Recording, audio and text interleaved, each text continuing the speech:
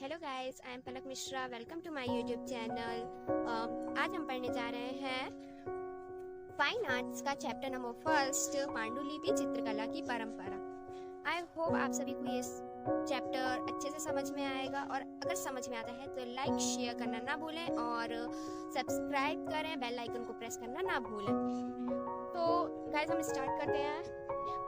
पांडुलिपि चित्रकला की परंपरा। हम इस चैप्टर में अपनी कुछ चित्रकला से रिलेटेड परंपराओं को पढ़ लेंगे कि हमारी चित्रकला का प्रारंभ कैसे हुआ। तो हम स्टार्ट करते हैं। फाइन आर्ट्स जिसे कहते हैं, फाइन आर्ट्स की जो सबसे पुरानी पुस्तक मानी जाती है वो है विष्णु धर्मोत्तर महापुराण, जिसे 5वीं शताब्दी में लिखा गया था।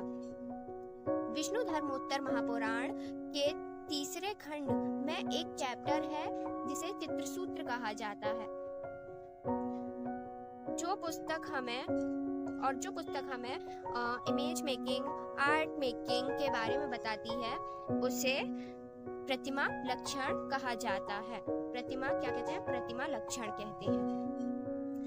अब हम पढ़ेंगे इसके आगे का पेंटिंग के डिफरेंट पार्ट्स या फिर चित्रण के विभिन्न अंग जिसे कहा जाता है। तो ये 6 प्रकार के होते हैं। जिसे पहले नंबर पे आता है रूप भेद। रूप भेद का अर्थ होता है कि विभिन्न या फिर भिन्न भिन्न चित्रों के भिन्न भिन्न रूपों को रूप भेद कहा जाता है, अर्थात रूपों के भेद को रूप भेद कहा जाता है। हर चीज अलग अलग, हर किसी वस्तु का, हर इंसान का अलग अलग रूप होता है, उसी चीज को रूप भेद कहते हैं। दूसरे नंबर पे आता है प्रमाण। प्रमाण का अर्थ होता है अंग या फिर प्रत्यंग की सही नाप या फिर उसका अनुपात, प्रमाण कहलाता है। तीसरे नंबर पे आता है भाव योजना। भाव योजना का अर्थ होता है यदि हम किसी वस्तु या किसी इंसान या फिर किसी व्यक्ति का चित्र बना रहे हैं, किसी जानवर का चित्र बना रहे हैं, तो उसके जो मुख पर भाव प्रकट हो रहे हैं उन्हें अपने चित्रों पर डालना। अर्थात अगर कोई व्यक्ति हमें हंसता हुआ दिखाई दे रहा है या फिर कोई रोता हुआ दिखाई दे रहा है तो हमें चित्र में उसके भावों को डालना पड़ता है। उसी को कहते हैं भाव योजना, यानी भाव को योजनाबद्ध करके अपने चित्रों में उतारना।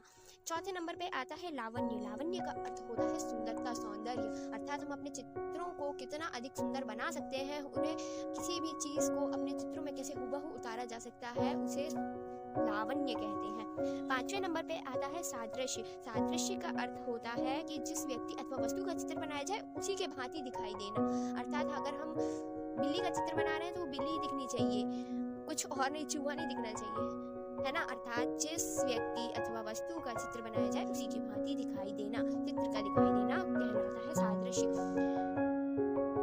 6वें नंबर पे आता है वर्णिका भंग। वर्णिका भंग का अर्थ होता है यथा स्थान समुच्चय रंगों का भरना, अर्थात कि जो जहाँ सही जगह पे सही रंगों का भरना, आसान भाषा में बोले तो सही जगह पर सही रंगों का भरा होना कहलाता है वर्णिका भंग। आगे हम पढ़ेंगे मध्यकाल चित्रकला। मध्यकाल चित्रकला मतलब मिडिवल पीरियड, जिसमें मिनिएचर पेंटिंग बनाई जाती थी। मिनिएचर पेंटिंग, अब हम इसके बारे में थोड़ी सी डिटेल पढ़ते हैं। मिनिएचर पेंटिंग को छोटा बनाया जाता था, काफी छोटा बनाया जाता था, क्योंकि हमारे पास टूल्स की कमी थी। मतलब हमारे पास ना अच्छे ब्रश थे, ना पेजेस थे, है ना। लाइक आज हम बड़े बड़े पोस्टरों पे बनाते हैं पेंटिंग्स, तो उस टाइम पे मध्यकाल में या फिर मिड पीरियड में या फिर मिडिवल पीरियड जिसे कहते हैं, उस पे हमारे पास इन सब टूलों की, कलरों की, हर चीज की कमी थी। मतलब कि क्योंकि बनना ही स्टार्ट हुई थी पेंटिंग, ज्यादा टाइम नहीं हुआ था, तो स्टार्टिंग में थोड़ी सी कमी थी, है ना। और इन चित्रों को थोड़ा पास से देखा जाता था। पास से क्यों देखा जाता था भाई, है ना। पास से क्यों देखा जाता था? दूर से भी तो देख सकते थे, तो इसलिए इसको पास से देखा जाता था क्योंकि ये पेंटिंग्स इतनी ज्यादा छोटी बनाई जाती थी और हर एक चीज को इंक्लूड करना भी जरूरी था, है ना। तो मतलब बनाई तो हर चीज जाती थी लेकिन बहुत ज्यादा छोटी, हमें उस चित्र में क्या क्या बना हुआ है ना, उस चित्र को समझने के लिए उसे थोड़ा पास से गौर से देखना पड़ता था, है ना। जैसे कि अभी हम लोग कोई भी चीज बहुत छोटी छोटी लिखी होती है तो मैग्नीफाइंग ग्लास लगा के देखते हैं, तो उस टाइम में ऐसा कुछ भी नहीं था, इसलिए थोड़ा आंखों के पास में लाकर फिर उसे ध्यान से गौर से देखा जाता था। तो अब हम पढ़ेंगे आगे पढ़ने से पहले हम एक बार इसी का रिवीजन कर लेते हैं छोटे से मतलब थोड़ी से बहुत कम टाइम में कि हमने अभी तक क्या क्या पढ़ लिया। हमने देखी विष्णु धर्मोत्तर महापुराण, फाइन आर्ट्स की सबसे पहली पुस्तक जो कि 5वीं शताब्दी में लिखी गई थी। इसके तीसरे खंड में एक चित्रसूत्र नामक चैप्टर है और जो हमें आर्ट मेकिंग, इमेज मेकिंग के बारे में बताती है। उस बुक का नाम प्रतिमा लक्षण है जो कि मिड पीरियड के समय पर लिखी गई थी। पेंटिंग के अलग अलग भाग होते हैं, 6 भागों में इनको विभाजित किया गया है: रूपभेद, प्रमाण, भाव योजना, लावण्य, सादृश्य और वर्णिका भंग, है ना। अब फिर हमने देखा medieval period painting. Medieval period में जो पेंटिंग बनाई गई है ना, तो इन्हें छोटा बनाया जाता था और पास से देखा जाता था, टूल्स की कमी के कारण ये होता था। अब हम आगे पढ़ते हैं। आगे है हमारा चित्रकला का एक बड़ा वर्ग, यानी कि जो बहुत सारे चित्रकला मतलब जो चित्र बनाए जाते थे उनके एक समूह को, चित्रों के एक बड़े हिस्से को, है ना, उचित रूप से क्या कहा जाता था? पांडुलिपि। पांडुलिपि कहा जाता था।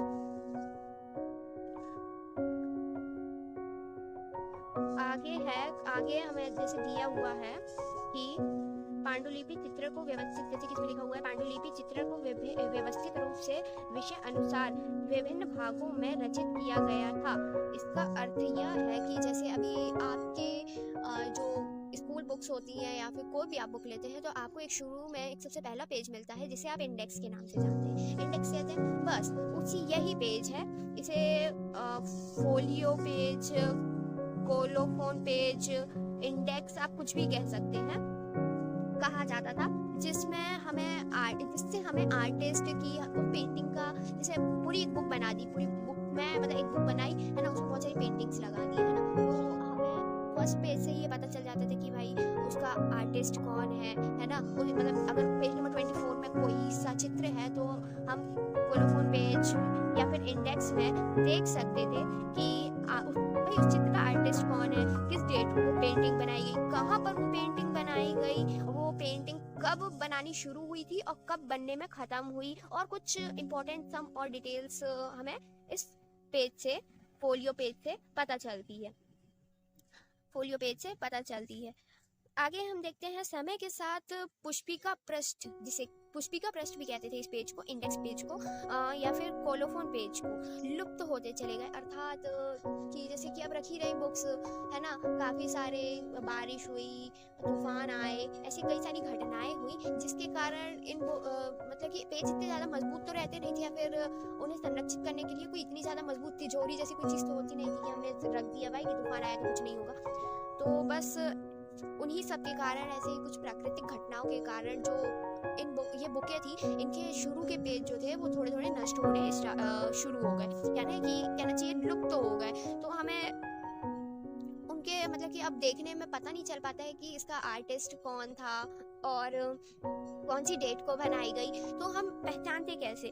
पहले मतलब कि हम इसको पहचान कैसे सकते थे? तो हम इसको पहचानते ऐसे थे कि यानी कि उसकी कि वो किस उसमें बनाई गई है, फॉर्म में बनाई गई है ना। तो हम उससे पहचान सकते थे कि ये मिड पीरियड की पेंटिंग है या फिर कोई और काल की, मुगल काल की है, या फिर कुछ कि कोई और काल की है। हम उस चित्र के बने होने की, कि उसमें किन लिपियों का उपयोग किया गया है बनाने में, उस हिसाब से हम उनका अंकन करते हैं कि कब वो बनाई गई होंगी, यानी लगभग कौन से काल की होंगी। परफेक्ट हम नहीं बता सकते। अब पहले इन पेंटिंग्स का किया क्या जाता था, इनका उपयोग क्या था? केवल ऐसे बना के टांग दिए दीवारों पे हो गया? जी नहीं, ऐसा कुछ भी नहीं है। हम पहले पहले जो बड़े बड़े राजा, राजकुमार और मतलब महाराजा हुआ करते थे, और जो भी बड़े बड़े विद्वान, बड़े बड़े लोग होते थे, ठाकुर सेठ जिन्हें कहते हैं, तो ये लोग पेंटिंग्स को राजकुमारियों के विवाह में या फिर कोई भी उनके यहाँ पे फंक्शन हो तो पेंटिंग्स गिफ्ट किया करते थे। पेंटिंग्स, किसी ने पेंटिंग बहुत अच्छे से गिफ्ट कर दी तो मतलब लोग, उनकी वैल्यू और बढ़ जाती थी। वो ऐसा सोचते कि मतलब पहले पेंटिंग्स बहुत ज़्यादा महंगी मिलती थी। अब आप शुरू में कोई भी नया इन्वेंशन करोगे, है ना, तो वो थोड़ी सा ज़्यादा महंगा मिलेगा, आपको थोड़ा सा ज़्यादा महंगा पड़ेगा। सेम वही हाल है कि पहले ये पेंटिंग की शुरुआत ही थी तो बड़े बड़े लोग ही, क्योंकि महंगा पड़ता था, है ना, तो मतलब ऐसे अपने जैसे छोटे मोटे लोग वो नहीं कर पाते, अफोर्ड नहीं कर सकते थे इसको, तो राजकुमारियों के विवाह में दिया जाता था।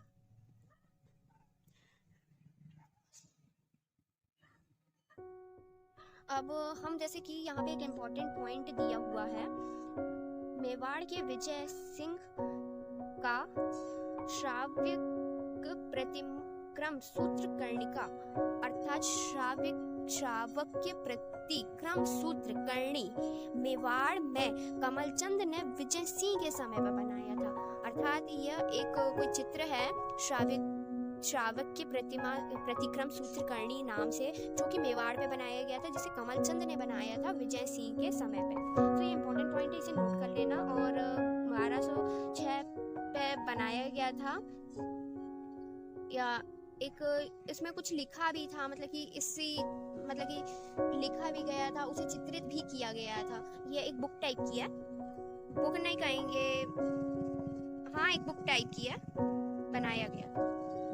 आगे हम पढ़ते हैं। जैसे एक इम्पॉर्टेंट पॉइंट आप लोग नोट कर लीजिएगा कि बूंदी के राजा के पास में, जो बूंदी के राजा थे उनके पास में मेवाड़ चित्रों का संग्रह मिल सकता है। यानी कि जो बूंदी के राजा हैं उनके पास में मेवाड़ के चित्रों का एक संग्रह मिल सकता है। अर्थात जो मेवाड़ के चित्र थे उनका संग्रह किसके पास है? बूंदी के राजा के पास। आगे देखिए, कई कलाकृतियां दिनांकित मिलती हैं, परंतु अधिक कलाकृतियां अदिनांकित मिलती हैं। वही बात आ गई कि क्या कहते हैं, यही देखिए आप कि जो पुष्पिका पृष्ठ नष्ट हो चुके थे, तो जैसा मैंने आपको अभी बताया था कि उन्हें हम कैसे पहचान सकते थे, बस वही बात है कि कई अदिनांकित कई दिनांकित मिलती थी। तो अदिनांकित कृतियों को उनकी शैली के आधार पर, जैसा कि मैंने अभी आपको बताया था कि वो मुगल शैली पे है या फिर कौन सी शैली है, बस उसी आधार पे अदिनांकित कृतियों को उनकी शैली के आधार और अन्य परिस्थिति जन साक्ष्यों के आधार पर वर्गीकृत किया जाता है। अर्थात जैसे कि आपको अभी मैंने समझाया था कि कई उनके पुष्पिका पृष्ठ जो है वो नष्ट हो चुका है, उससे हमें और डिटेल्स नहीं मिल पाती कि ये चित्र किसने बनाया, कब बनाया। तो हम उसकी शैली के आधार पर उसे वर्गीकृत करते हैं कि यह लगभग इस समय की पेंटिंग रही होगी, कुछ इस टाइप से। एक कल्पसूत्र